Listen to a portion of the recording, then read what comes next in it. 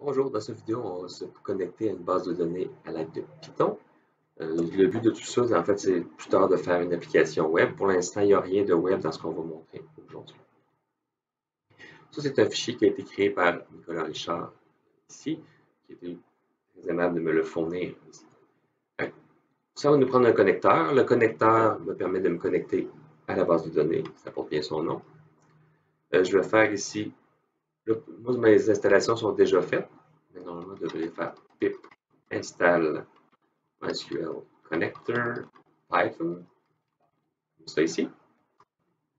Normalement, ça devrait tout être déjà fait de mon côté. Ensuite de ça, qu'est-ce qu'il y a dans son code ici qui peut être intéressant à expliquer? Il y a un décorateur. Ce décorateur-là permet d'utiliser le mot-clé with, W-I-T-H, avec cette fonction-là.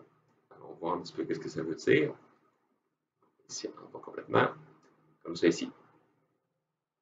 Et ça va permettre en fait de libérer la ressource après l'utilisation. Un peu comme on le ferait avec quand on ouvre un fichier, on utilise le mot with ici.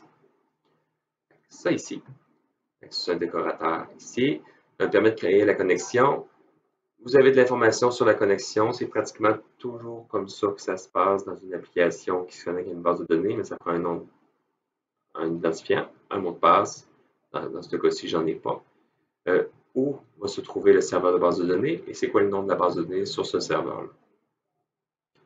Ici, on rajoute une nouvelle fonction qui me permet d'obtenir un curseur, qui est très intéressant ici.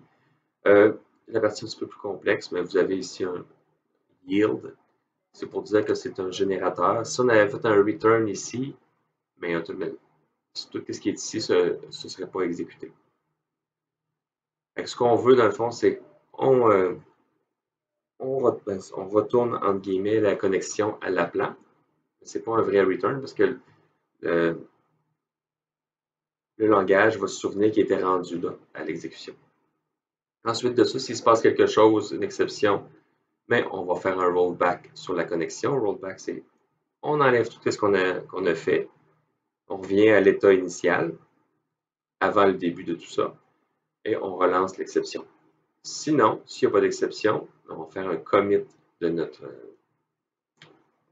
transaction, du moins des changements qu'on veut faire. Et dans tous les cas, on veut fermer la connexion. On ne veut pas laisser des connexions ouvertes parce que c'est des ressources, dans le fond, que le serveur a en quantité limitée. Si tout le monde laisse des connexions ouvertes, on va avoir un problème plus tard. Il y a aussi le getCursor qui est ici. Excusez-moi. Et la connexion, mais on a y ajouté un getCursor. Ce getCursor-là, c'est là ici. C'est un curseur, c'est le même principe aussi. Ça fait ça, mais au lieu d'un return, c'est un yield pour être sûr que ça s'exécute par la suite. Sinon, il faut tout le faire à la main. À chaque fois que vous allez ouvrir une connexion, il va falloir penser à fermer le curseur, il va falloir penser à fermer la connexion aussi. Moi, je trouve que c'est très bien cette façon de faire-là. Là, ici, il faut que je me dise, mais par défaut, utiliser root, c'est pas bon. Moi, je vous recommande quand vous faites, quand c'est des exercices ou des démonstrations, c'est pas grave, mais vous devriez créer un compte ici avec un mot de passe et des droits spécifiques à votre application. Ça ici. Là, le démo que j'ai ici, c'est D01, démo BD. On va voir si ça fonctionne. Je lance Python, 1, BD. Quelque chose qui se passe, il y a des résultats. Ça se peut que ça ne marche pas. Je vais mettre quelque chose d'erroné ici. Vous devez être capable de lire les problèmes. Si vous avez accès refusé pour l'utilisateur, c'est parce que soit votre mot de passe n'est pas bon, soit que l'utilisateur n'existe pas, ou soit que vous n'avez pas les droits. Je vais mettre ça ici. Sur la ressource que vous voulez voir. C'est encore accès refusé. Normalement, ça devrait être ça ici. Comme ça se passe bien. Si je n'ai pas la bonne base de données, mais je vais avoir un message qui va être différent, ça va me dire not find ou quelque chose comme ça, ben, base démo 2 inconnu. Je sauvegarde. Je m'en vais ici dans Workbench. Si jamais vous voulez créer un utilisateur, ben, vous l'avez ici. Users privileges. Je vais en ajouter un. Je vais l'appeler démo. Notification standard, un mot de passe. Garneau 1, 2, 3. Il est content de mon mot de passe. 1, 2, 3. On regarde ici, il y a des différentes limites qu'on peut faire. Nous, ce qu'on va vouloir faire ici, c'est des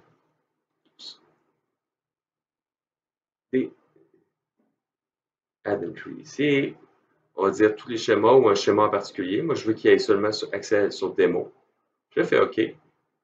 Après ça, sur démo, j'ai le droit de dire, ben, qu'est-ce qu'il a le droit? Il a le droit de faire des selects, des insert, des updates, ça fait du sens. Des delete aussi. Est-ce qu'il a le droit de faire autre chose? Ça dépend vraiment du contexte. Ça, c'est des rôles, dans le fond, pas des rôles, mais des privilèges qui sont différents. Create, mais il ne faut pas se poser. Dans le fond, par rapport à l'application qu'on est en train de faire, qui fait juste afficher des données et insérer des données. Je fais Apply. Je peux aller ensuite mettre mon mot ici, démo, Garneau 1, 2, 3. Je relance le tout et ça fonctionne.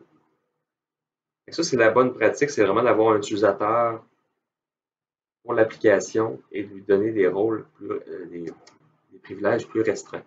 Parce que root a accès à tout, ça peut être un trou de sécurité. La base de données, je l'avais déjà créée, je peux quand même vous montrer ici.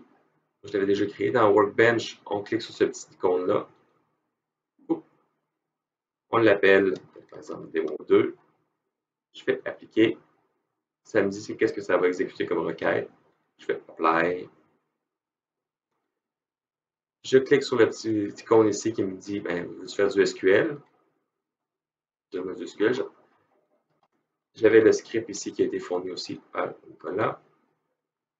Et j'exécute le tout. Ça fonctionne. Je rafraîchis si je ne vois pas ma base BD2, démo 2. Oups. Oh, c'est à cause que ici, c'est marqué Use Demo. Il faut que je mette démo 2 ici. Et hop. Je ne l'ai peut-être pas appelé. Donc là, ici, j'ai la petite flèche. J'ai ma table qui s'appelle Jeux vidéo. J'ai mes colonnes dedans. Mon Workbench, c'est un outil que j'aime beaucoup, qui est convivial, puis pas besoin de serveur web, dans le fond, pour l'utiliser. C'est tout.